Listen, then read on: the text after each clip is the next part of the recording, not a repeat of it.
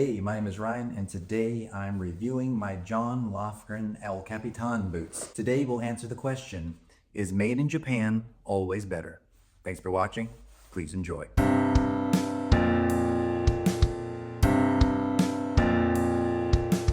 We're going to do things a little bit differently. We're going to talk about several things about John Lofgren boots, and I really want to end the video on a discussion about made in Japan, made in China, made in America, and what that really means, what it means to me personally, and then hopefully get your opinions down below in the comments. But in this video, we're going to do the wife score.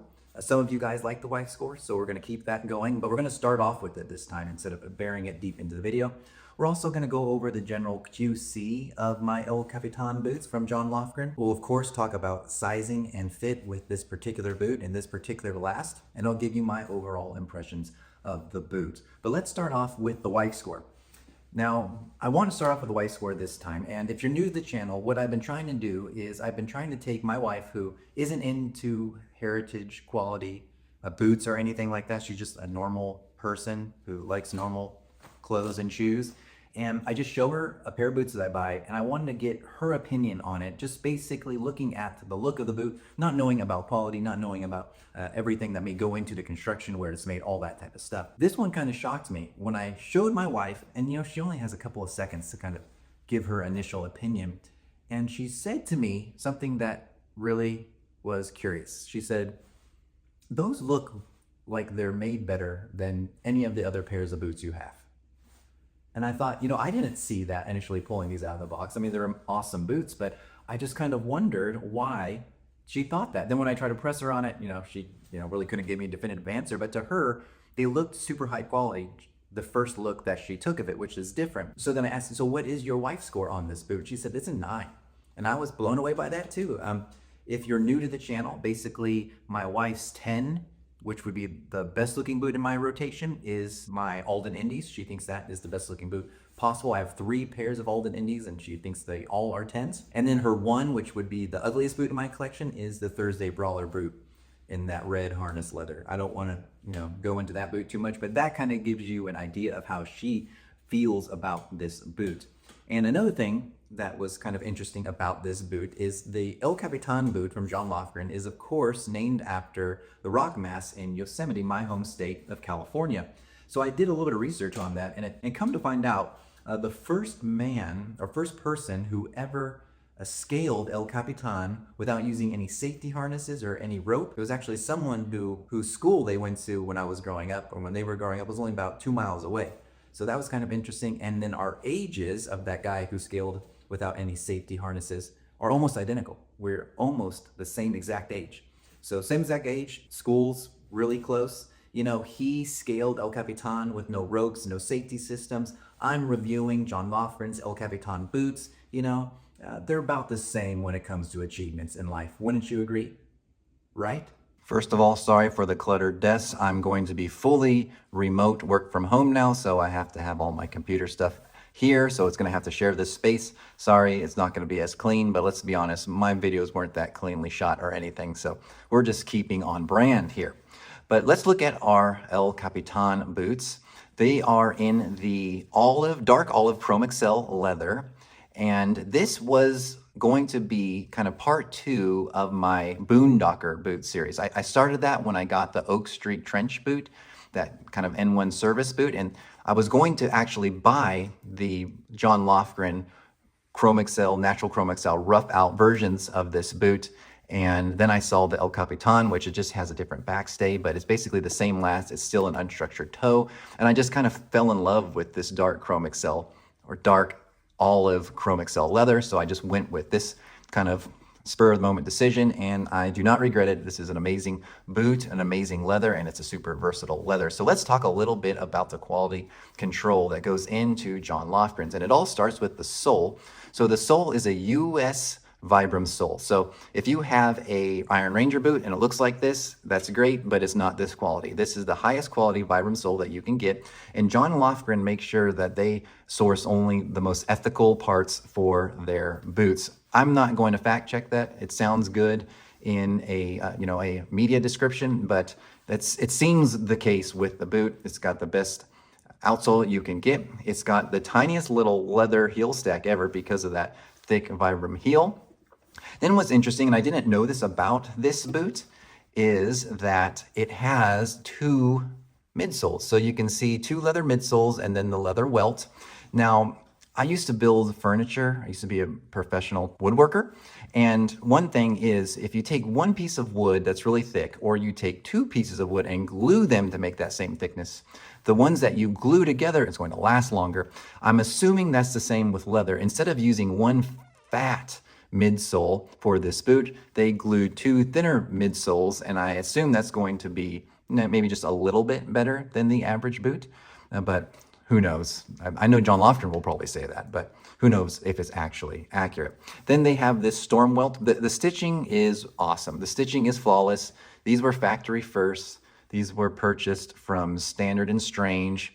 These are just amazing boots. The leather is clicked outstandingly. Now, if you want to talk about a negative with these boots, it would be the construction. The construction uses a fabric gemming to sew that storm welt to. So at the $900 price range, yeah, maybe it'd be kind of nice to get a hold fast where it's the leather insole that there's a channel carved in it. That would be a little bit nicer at this price, but it's still a really solidly built boot. But this is just kind of like your standard built boot, just gemming, fabric gemming, storm welt, midsole, outsole, stitch it, bam, you've got your boot. Then for the inside of the shoe, you do have that nice leather liner in the vamp of the boot. It's unlined in the quarters. It has a rough out on the heel counter, and then it does have a leather heel counter within here. This, again, is an unstructured toe. I forgot if I said that. Sorry if I did. So there's nothing there but that chrome excel leather with that liner leather.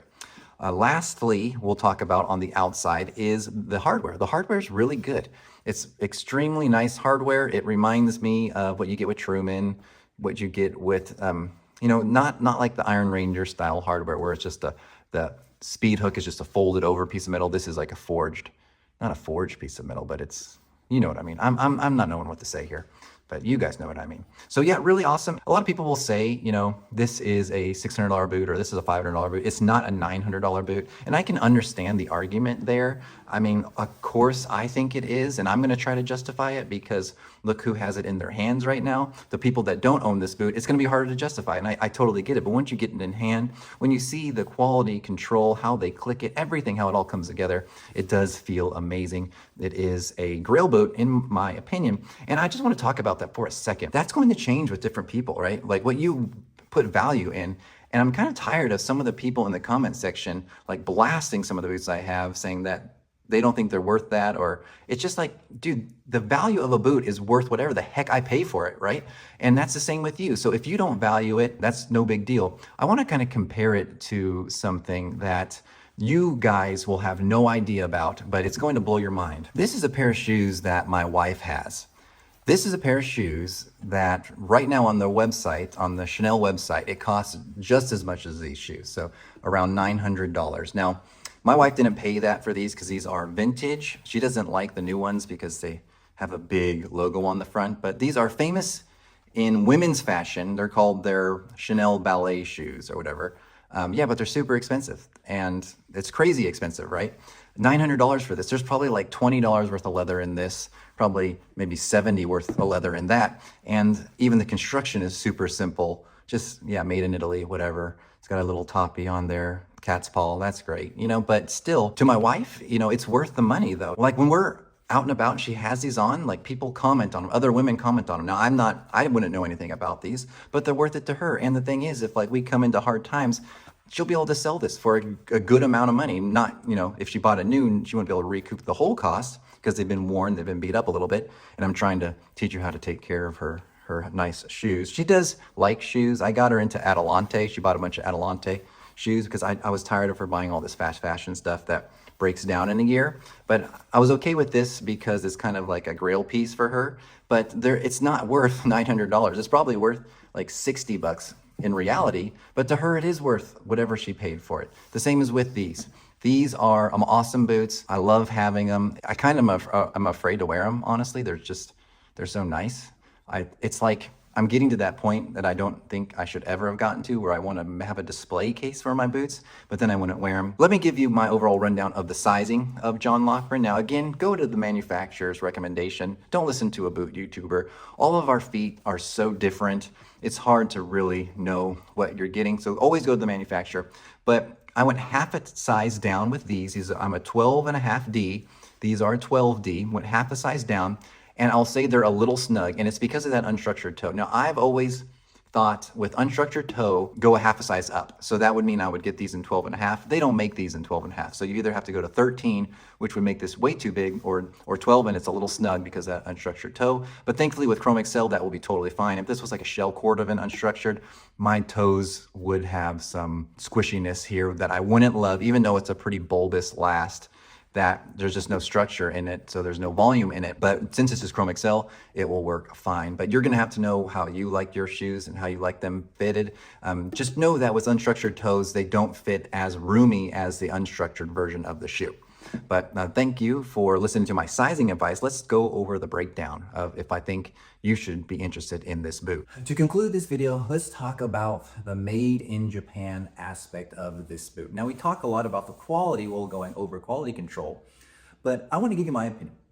A really good product can be made anywhere. Where it's made does not automatically mean it's going to be an excellent quality product. For example, really nice boots come out of China. You think about Grant Stone, I think about Louis Jets. I know you guys don't like them as much as I do, but I still love those boots. I think about XBXS. My Grail boot is actually an XBXS boot that they made 2 years ago. It was ultraviolet Horween shell cordovan service boot with an amazing white half sole and heel from Dr. Sole. I would do anything to get that boot, and I mean anything. All kidding aside. So, I mean, you can have amazing boots made here in the United States, and there are amazing boots made here in the United States. You can have amazing boots made anywhere. What I think the differences between made in Japan and what we kind of think about when we think of John Lofgren is that Japan is known for making good quality things. China's known for making bad quality things. It's just what the countries are known for. But China is making some amazing things. What I think the big difference is with Japan is Japan doesn't really create a lot of bad quality products. So it seems like everything out of Japan is at least quality. Now, I don't know this. Japan probably has a ton of bad quality products, but I mean, the perception is that they don't. So it doesn't really matter where it's made. These are amazing. They're made in Japan. They're super precise. But I don't care where the boot's made. I think a good boot can be a good boot anywhere it's made. So that's my thought. I think John Lofgren is a great boot company, but it's not just because it's made in Japan. It's because John Lofgren is actually really making sure that he puts out the best quality product, and he's using the right people in Japan to build it. So that's my take. Please let me know your opinion on this matter. Let's not get political. That's not what this is about. We want to be, all friends here. We all like boots. There's no reason to argue. There's no reason to be mad about this. Let's just have some fun in the comments below. Thank you so much for watching, and I'll see you on the next one. One thing before I end this, so only the true ones are sticking around this long. Are you guys into the way boots are packaged and stuff? Like, I know unboxing videos are nice, and I try to do them most of the time, but with the John Lofgren boots, I mean, the packaging is really, really top notch. You think about these boot bags, they're awesome. I think this is the nicest pair of boot bags I have now, and the box is just super cool. I don't know. Is that something you're into? Should I show this stuff more often? There's a little bit. That's the killer right there. But all right, yeah, let me know. I'll know if you stayed around, if you talk about the packaging in your comment. You guys are awesome. Peace.